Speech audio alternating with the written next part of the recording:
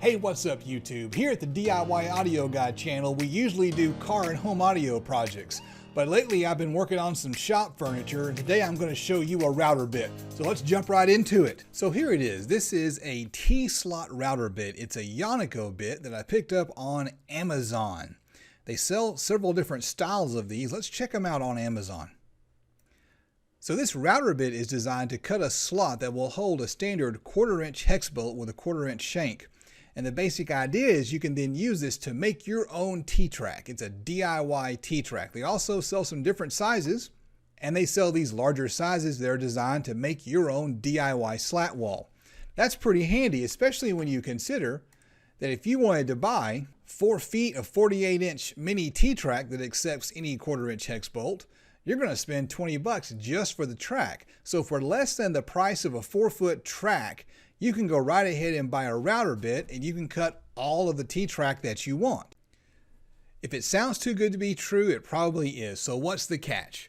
Well, first, a metal T-track is going to be a lot stronger than a wooden T-track, but I'm just going to be using this to hold down a stop block on my miter saw table, so it should be just fine for my purposes. Second, there were a lot of negative reviews on Amazon, and that's to be expected because this is a cheap router bit after all. Those reviews seem to indicate that you really ought to make a pass with a straight bit before you cut the slot, and some reviewers even said that a bolt wouldn't fit in the slot and they need to make yet another pass with the T-slot bit after adjusting it up or down slightly. That's not really that big of a deal to me, so I'm going to set up the router. I've got some setup blocks, and I'm going to set my depth to 1/2 inch and then get ready to make my first pass.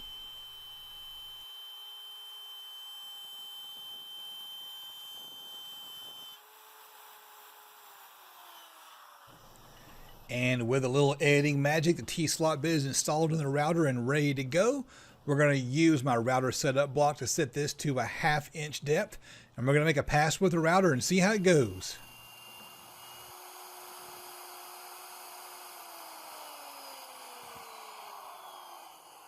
And just like some of the reviews on Amazon, my bolt did not fit. But hang on, I'm not using a standard 1/4-inch hex head bolt.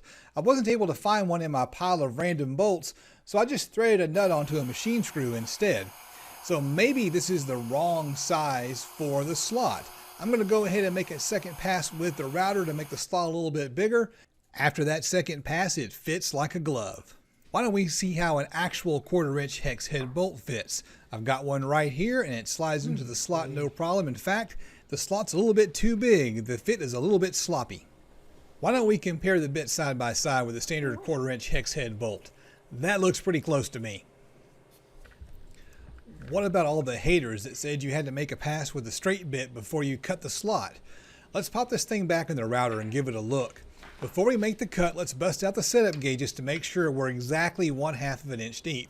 Here's a trick I like to use. I like to take a second block and lay it across the bit and the first block about halfway across both, and then start to lower that bit down. When the block on the top is flat, the bit is going to be exactly 1/2 inch deep. Take a look at the blades on the bit. It's exactly 1/2 inch. And if you try to go any deeper than that, you're going to be using the shank as a cutting blade. Those negative reviews on Amazon might have been user error. Let's make a pass with the router and see how it goes.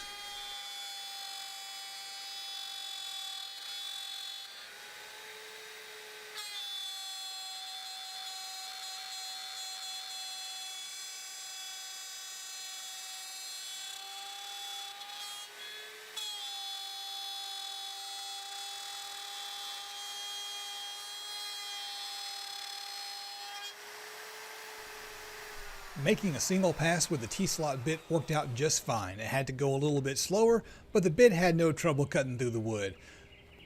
The bolt fits just fine. It's snug with very little slop. So that proves that the bit cuts just fine and it fits the bolt just like it's supposed to. But how strong is a wooden T-track going to be? Remember, the main advantage of the more expensive metal T-track is its strength. Why don't we see how strong my wooden T-track is?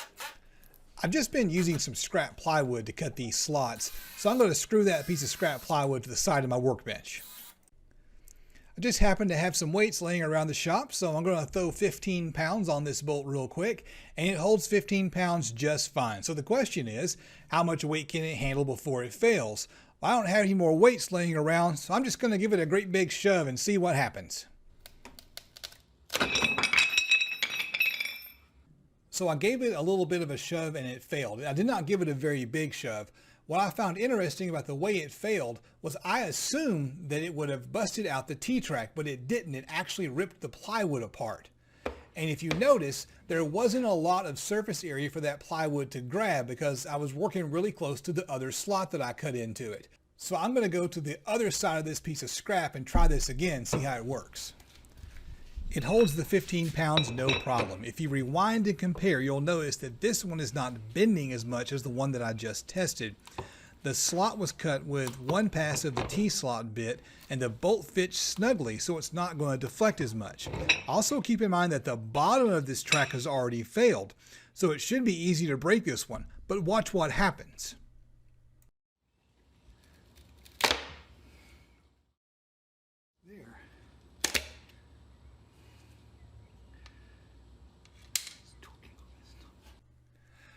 I shoved pretty hard on that T-track and it didn't break, but when I pulled up on the bolt it snapped easily because that part 1 had already failed, and 2, that little bit of plywood did not have a lot of material to grab a hold of. This T-track is plenty strong as long as you keep the tracks far enough apart from each other so they've got plenty of wood to bite into. If you have these things really close together, they're going to fail a lot easier. So that's kind of important. So if you give yourself plenty of space between your tracks, these things are going to hold plenty of weight, which works fine for what I'm going to do because I'm just going to route one track so I can put a stop block in. The question then becomes, is this worth buying? Is this something you should go out and get instead of buying the metal T-tracks? I say, yeah, this is definitely better than the metal T-track because the metal T-track is just so expensive. I wouldn't try to make my own slat wall with something like this because it's going to take a whole lot of cutting and take forever to do, and at that point you're better off just buying the slat wall than you are buying one of these bits. But this bit works just fine. If you're planning on using this to cut anywhere from 4 up to maybe 20 feet of total T-track length and never using the bit again, I think this is a better deal than buying the actual metal T-track. But hey, that's just my opinion. Yours might be different. If it is, feel free to tell me about it in the comments. I'm the DIY Audio Guy. Hit subscribe so you can join me on my next adventure.